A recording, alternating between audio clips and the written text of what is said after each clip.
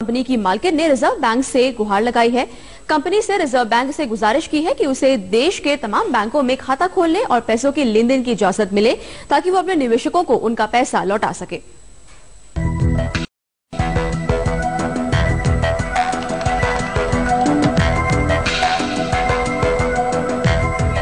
देश भर में 36 बैंक खातों में जमा 133 करोड़ रुपए जब्त हुए तो गुहार में ये चिट्ठी आई।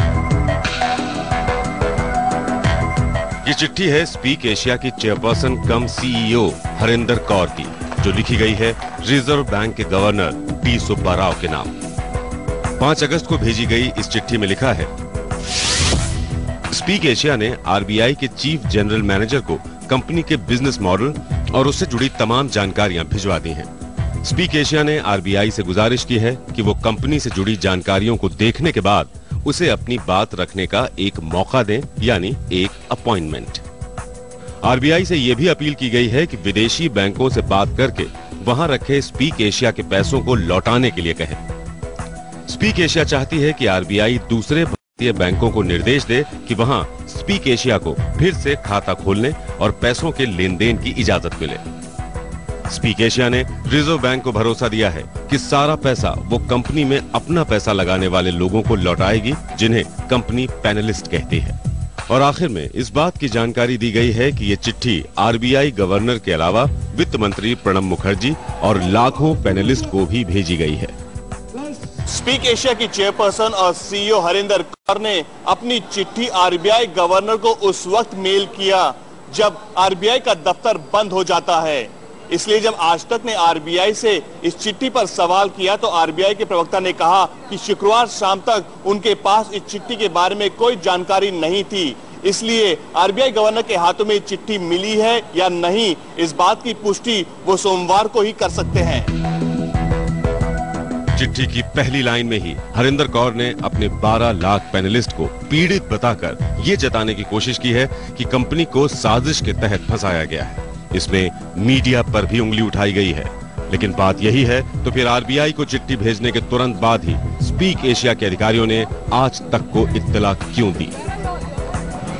वीरेंद्र सिंह गुनावत, मुंबई, आज तक। अब तक ये पता नहीं चल पाया है कि स्पीक एशिया देश के 12 लाख निवेशकों के कितने रुपए ले चुकी है। 12 लाख की संख्या को 11,000 से गुणा किया जाए तो ये रकम सीधे 1320 करोड़ रुपए पर बैठती है। पर लाखों निवेशकों ने 11,000 रुपए से ज्यादा रुपए स्पीक एशिया को दिए हैं। जिस निवेशक ने स्पीक एशिया के खिलाफ शिकायत दर्ज की थी, खुद उसने ही शुरुआत में 5,40,000 रुपए निवेश किए थे। इसलिए जाहिर है स्पीक एशिया का आंकड़ा कई गुना ज्यादा होगा। मुंबई पुलिस के इकोनॉमिक ऑफिस विंग को अब तक सिर्फ 997 करोड़ रुपए की जानकारी हाथ लगी है, जबकि ईओडब्ल्यू ने स्पीक एशिया के करीब 36 बैंक खातों में कुल 137 करोड़ रुपए को फ्रीज कर दिया है। अब तक मुंबई पुलिस स्पीक एशिया के 36 बैंक अकाउंट्स फ्रीज करने और 5 अधिकारियों को गिरफ्तार करने के अलावा ज्यादा कुछ नहीं कर पाई है। हाँ, ये जरूर है कि पुलिस स्पीक एशिया के लोकल कॉल सेंटर से लोकल सर्वर का पासवर्ड निकालने में कामयाब रही है। लेकिन अब भी स्पीक एशिया का विदेशी सर्वर ईओडब्ल्यू के शिकंजे से काफी दूर है। स्पीक एशिया के अधिकारियों की हिरासत पर हो रही जिरह के दौरान स्पीक एशिया का पलड़ा भारी पड़ता दिखा।